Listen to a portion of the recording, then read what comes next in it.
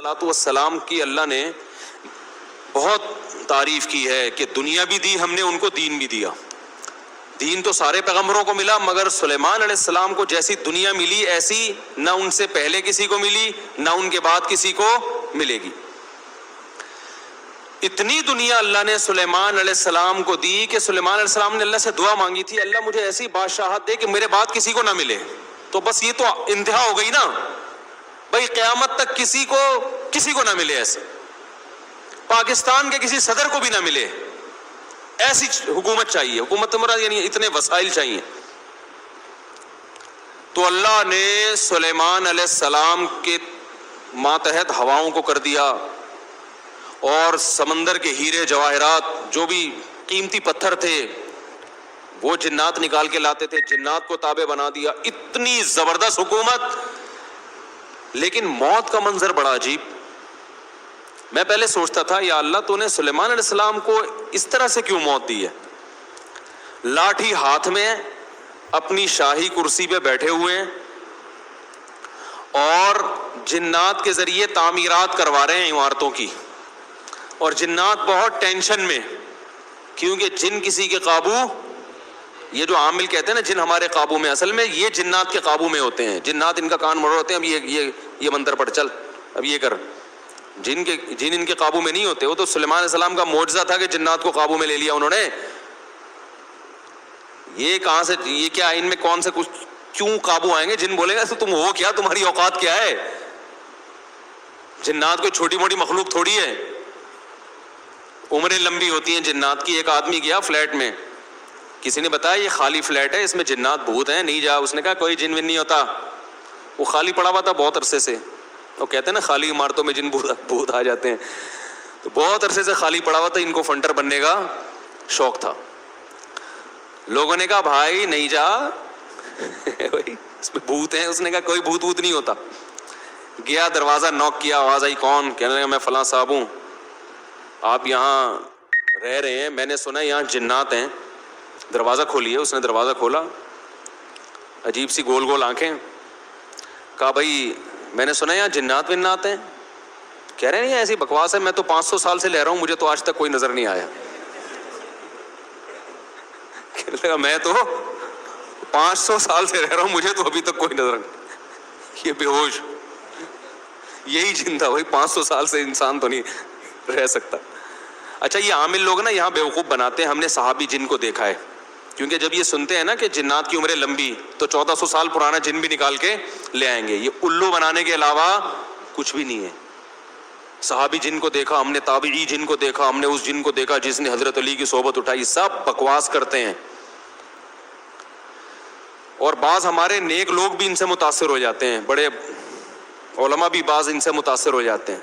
ہمارے ہاں کسی چیز سے متاثر ہونے کے لیے بس اتنا کافی ہے کہ امکان کے درجے میں صحیح ہو. جیسے آپ کسی کو یہ بتا دیں نا کہ یہ کھانے سے یہ ہوتا ہے، تو امکان تو ہے نا کہ ہو سکتا ہے ہوتا ہو. ریسرچ ہے؟ ریسرچ نہیں ہے بھائی. امکان کافی ہوتا ہے ہمارے ہر چیز. حالانکہ کسی بھی دعوے کے لیے امکان، بھائی میں دعویٰ کروں اس نے میرے 1 لاکھ روپے لیے ہیں، اگلا کہہ رہا ہے کیا دلیل ہے؟ میں کہتا ہوں ممکن تو ہے نا کہ تم نے لیے ہوں، تو اس سے دلیل، اتنی دلیل کافی ہوگی؟ او بھائی یہ امکان کافی نہیں ہے، گواہوں سے ثابت کرو کہ لیے. یا تو یہ اقرار کرے یا گواہوں سے ثابت کرو. ہمارے یہاں دیکھا جاتا ہے جادو نبی پہ جب ہو سکتا ہے تو ہو سکتا ہے اس پہ بھی ہوا ہو. وہ ہو سکتا تھوڑی دلیل ہوتی ہے. سمجھ میں نہیں آ رہی بات. امکان تھوڑی ہوتا ہے. ابو بکر پہ کیوں نہیں ہو گیا جادو، حضرت عمر پہ کیوں نہیں ہو گیا؟ اس کا مطلب آسان کام نہیں ہے. نبی پہ کیوں ہو گیا تھا؟ اس کی ایک وجہ تھی کہ وہ کہتے تھے نبی صلی اللہ علیہ وسلم جادوگر ہیں، تو اللہ نے آپ سے اس طعنے کو دور کرنے کے لیے ہونے دے دیا تھا، تاکہ لوگوں کو یقین ہو جائے کہ یہ جادوگر نہیں ہے. کیونکہ جادوگر پہ جادو نہیں ہوتا، اس میں حکمتیں نہیں. ورنہ یہ آسان کام نہیں ہے بیٹھے ہوئے کچھ بھی سانس کو بہو سے لڑا دیا. اپنی حرکتیں ٹھیک نہیں ہوتی، اور وہ جب پھڈے ہوتے ہیں تو بجائے اپنی حرکتیں ٹھیک کرو کہ یار کس میں فالٹ ہے اس کو صحیح کرو، فوراً کس پہ ڈال دیتے ہیں؟ ایک نئی جنگ چھیڑ دیتے ہیں. نند نے لڑوایا ہمیں. یہ نند نے ہمارے گھر میاں بیوی میں کیا کروایا؟ پھڈا. خود اپنی حرکتیں ٹھیک نہیں ہیں، ڈال کس پہ رہے ہیں؟ کوئی جٹھانی پہ ڈال دے گا، کوئی نند پہ ڈال. ایک نیا جنگ. اب نند سے پہلے 2 آپس میں لڑ رہے تھے، اب تیسری جنگ بھی شروع کہ اس نے کیا ہے. تو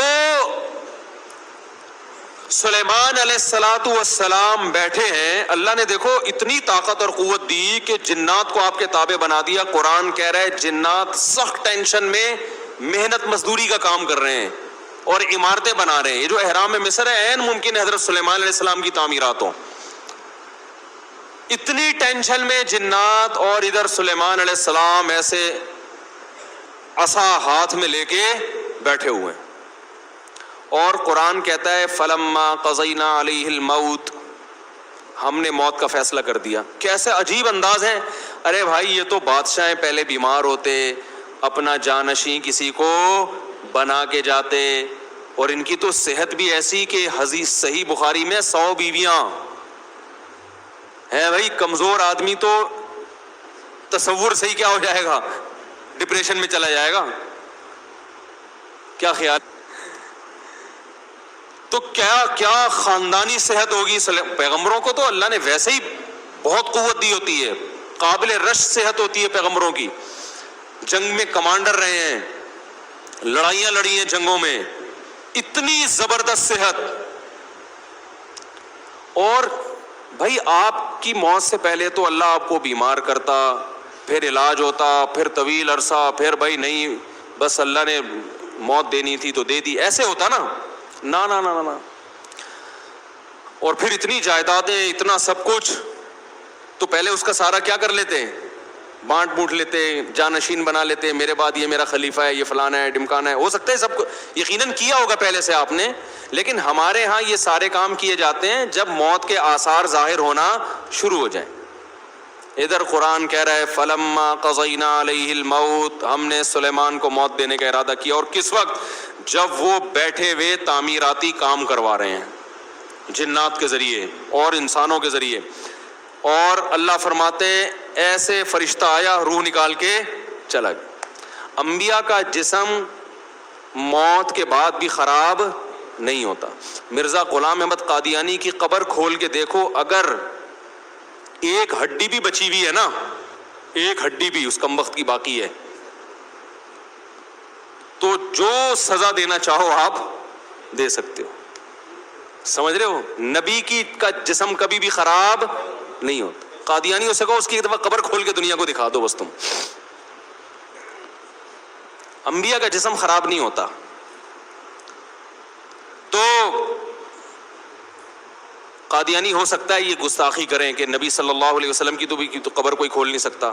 تو بھائی نبی صلی اللہ علیہ وسلم کو ہم بھی نبی مانتے ہیں اور آپ بھی نبی مانتے ہیں, اور آپ پر تو اجماع ہے, بلکہ اس کو تو غیر مسلم بھی مانتے ہیں کہ آپ کی باڈی خراب نہیں ہوئی ہے, اس لیے کہ آپ صلی اللہ علیہ وسلم کے جسد اطہر کو قبر مبارک سے نکالنے کی بہت زیادہ کوششیں ہو چکی ہیں ماضی میں, غیر مسلموں نے کی ہیں سرنگیں بنا کے.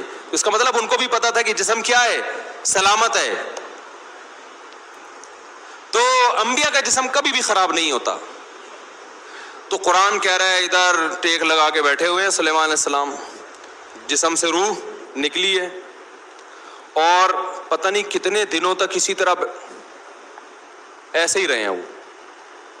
وہ چونکہ اس طرح سے ٹیک لگی ہوئی تھی کہ گرے نہیں ہیں. اب دیمک نے کھانا شروع کیا سلیمان علیہ السلام کی لاٹھی کو. ما دلہم علی موتہ الا دابۃ الارض تأکل من سأتہا. اللہ فرماتے ہیں زمین پر رینگنے والے کیڑے نے جب لاٹھی کو کھانا شروع کیا ہے, تو کتنے دن لگتے ہیں کیڑے کو لاٹھی کو کھانے میں, تو جب لاٹھی کو اتنا کھا لیا کہ بیلنس آؤٹ ہو گیا تو سلیمان علیہ السلام زمین پر گر پڑے. پھر جنات کو پتا چلا کہ بھائی ان کا تو بہت دن پہلے انتقال ہو چکا ہے. اللہ فرماتے ہیں کہ اگر جنات کو پہلے سے پتا ہو جاتا کہ ان کی موت واقع ہو چکی ہے, ما لبثوا فی العذاب المہین, تو اتنی سخت ٹینشن میں جو انہوں نے دن گزارے اس ٹینشن میں وہ دن نہیں گزارتے. جیسے ہی جنات کو پتا چلا کہ ان کا انتقال ہو گیا, جو جس نے جہاں اینٹ لگائی تھی نا وہیں چھوڑ کے بھاگ گیا. ان کو پتا تھا قیامت تک کوئی عامل کا باپ بھی مجھے قابو نہیں کر سکتا. جو کنسٹرکشن کا کام جہاں تک تھا نا وہیں سے جنات نکل لیے. ورنہ سلیمان علیہ السلام 2-4 عاملوں کے ذمے لگا کے چلے جاتے, بھائی میں کسی بھی وقت دنیا سے جا چکا ہوں, جا سکتا ہوں, تو ان کو ذرا پکڑ کے واپس لانا, جو 2-4 اینٹیں رہ گئی وہ تو لگا دیں ہیں بھائی. یہ قرآن کے الفاظ بیان کر رہا ہوں. ما لبثوا فی العذاب المہین. اللہ فرماتے ہیں کہ جنات کو پہلے سے پتا ہوتا نا کئی دن پہلے ان کا انتقال ہو چکا ہے تو یہ اتنی سخت ٹینشن میں نہ ہوتے.